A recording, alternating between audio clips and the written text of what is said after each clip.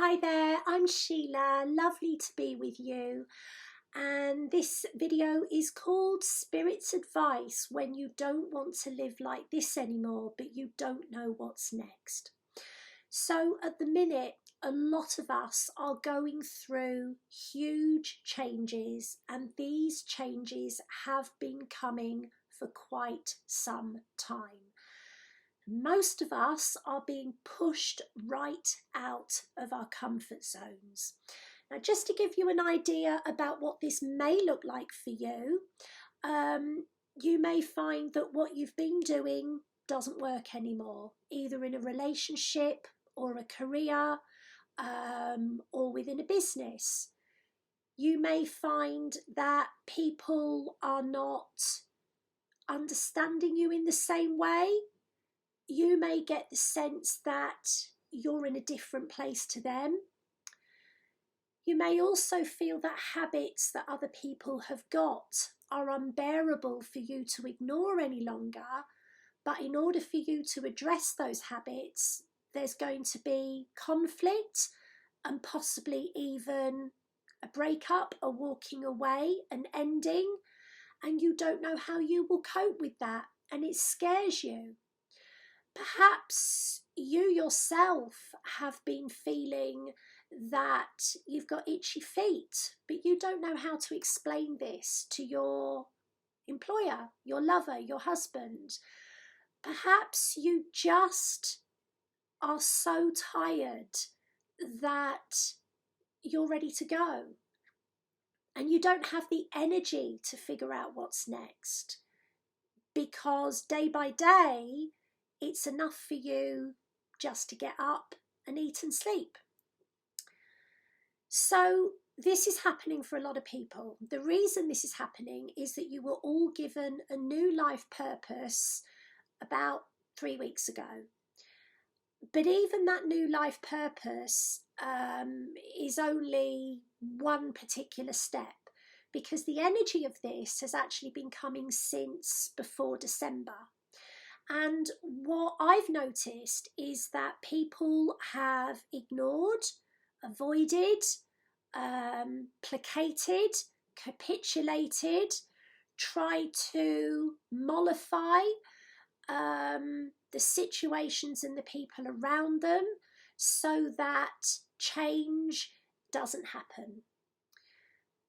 And I've been told that increasingly, even if you've managed to put off what worries you, there is likely to be a spike this year when you yourself no longer want to put up with it the way it is. It's almost like there's an alarm clock that's going to go off within you, and you're just going to know that you're done in some way, and that's a good thing. But it's not easy. I'm somebody that I've started again and again in my life about 5 times, and the last thing that I want is any more upheaval. However, last year this is exactly what I went through, and I had to take quite radical steps in order even still to be on earth. And I had all of these fears that I'm telling you about, so I'm going to cover some of these for you now. So you may feel just so incredibly tired of life. You may feel an overwhelming desire to want to go home. You may feel as though you just want someone to tell you what to do so that everything's okay. You may want a person to tell you what they need from you so that everything's okay. You may feel that it's your fault, that you've changed and it's your fault, and you may be saying sorry a lot.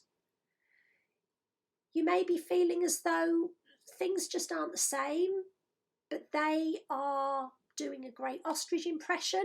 Maybe they don't admit, or they won't allow change to come, because why should they?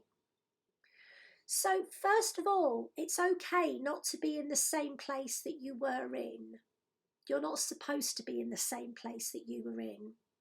It's not easy to allow change to happen, when only one of you sees it or believes it's needed. You may feel that you're being selfish. It may be suggested that, you know, if the family breaks up or the dynamic changes, that it's your fault. And you may feel that you're a bad person, or you're seen as a bad person,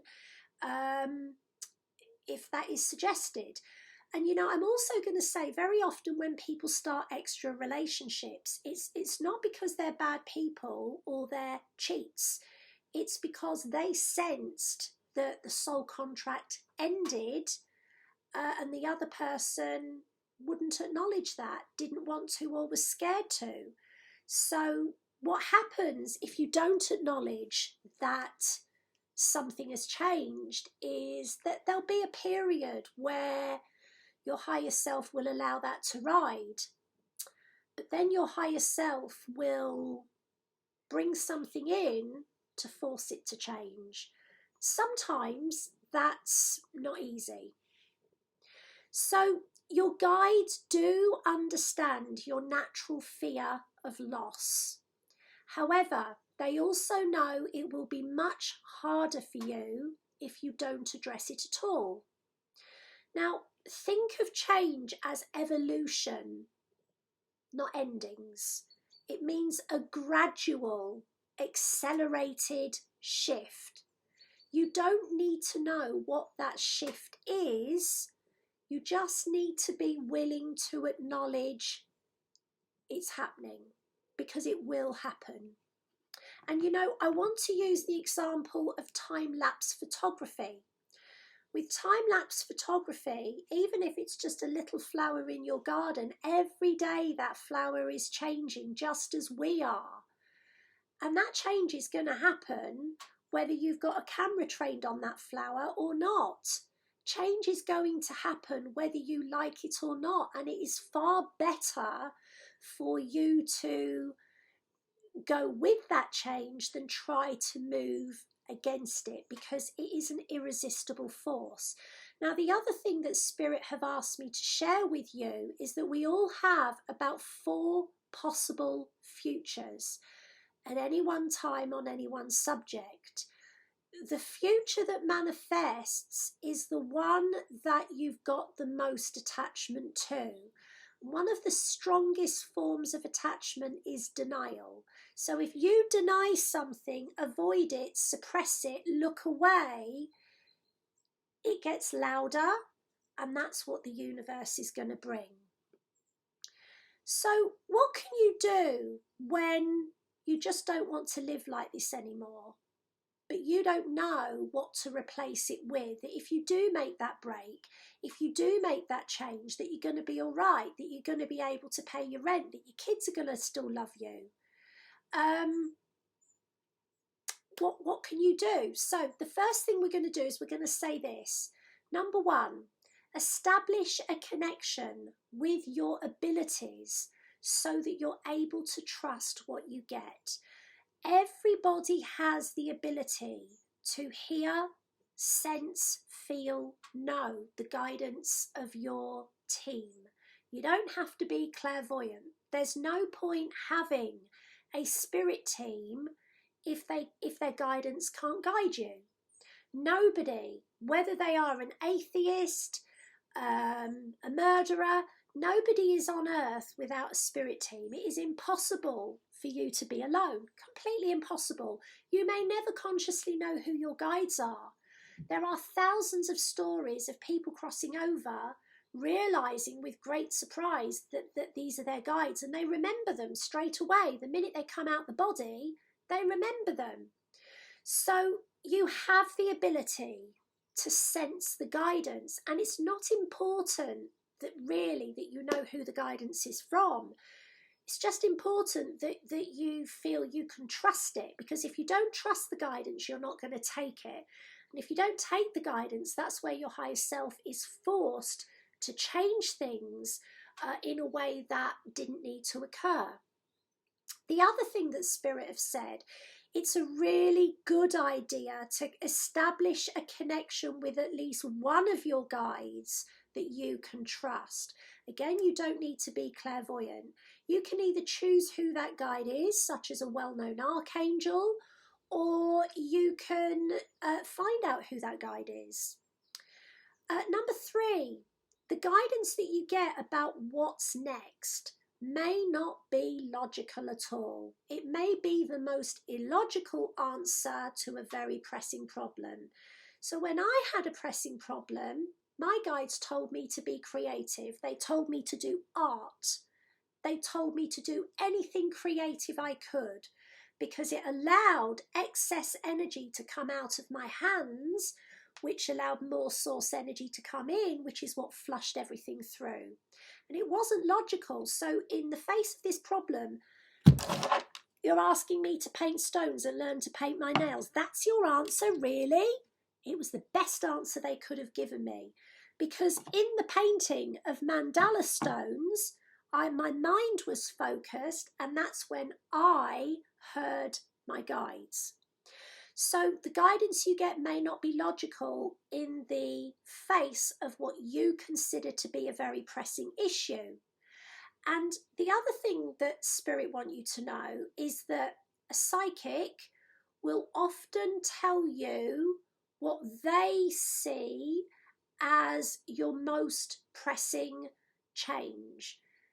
But they're not the one that are going to live without that spouse. They're not the one that are going to have to find somewhere else to live. They're not the one who may be unemployed for 6 weeks.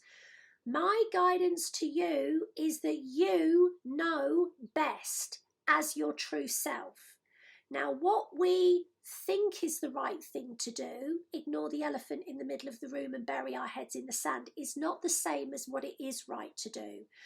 And what I find when I am training people with their guides to listen to their life path, very often they have been told very dramatic changes that they are very scared of making, and their guides are actually telling them to go far slower.